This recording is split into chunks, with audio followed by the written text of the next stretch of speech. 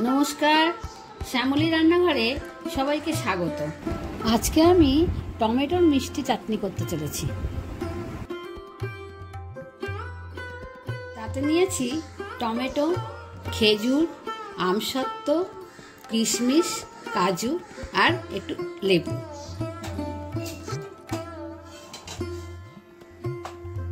কড়াই সরষের তেল দিয়ে দিয়েছি আর ওতে দিচ্ছি পাঁচফোড়ন আর শুকনো লঙ্কা।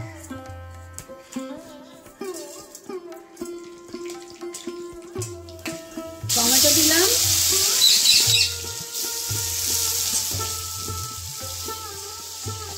টমেটোটা একটুখানি আগে ভেজে নেব। হালকা ভাজা হয়ে গেলে দিয়ে দিচ্ছি খেজুর, আমসত্ত্ব, কাজু, কিশমিশ, নুন আর অল্প করে একটুখানি হলুদ।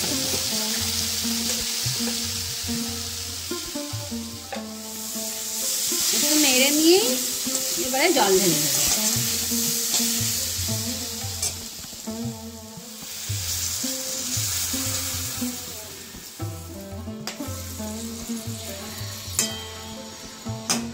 এবার পাতিলেবুর রসটা দিয়ে দেব।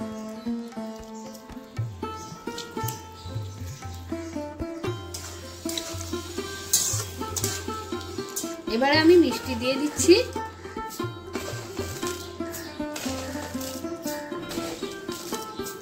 মিষ্টিটা একটু বেশি যাবে কারণ এটা একটু মিষ্টি মিষ্টি হয়।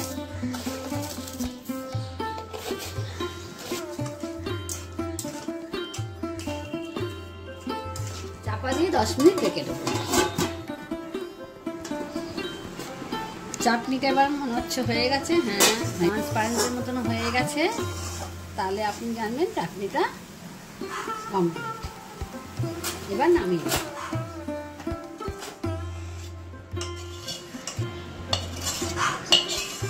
আজকের রান্না তৈরি। কেমন লাগলো আপনারা কিন্তু জানাবেন কমেন্টে।